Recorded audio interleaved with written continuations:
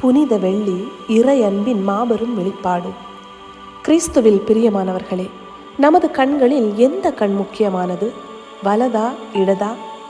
கேள்வியே தவறாக இருக்கும் பொழுது அதற்கு நாம் சரியான பதிலை கொடுக்க முடியாது.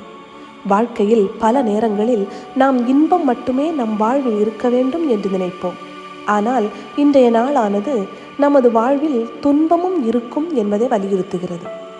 இன்று இயேசு நமது மீட்பிற்காக கொல்லப்படுகின்றார்.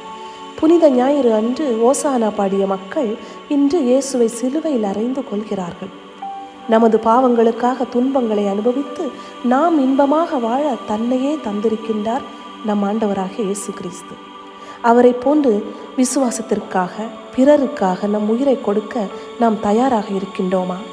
இல்லை, நமது வார்த்தைகள் மற்றும் செயல்கள் மூலம் இயேசுவை மீண்டும் சிலுவையில் அறைந்து கொள்கிறோமா? தியானிப்போம்.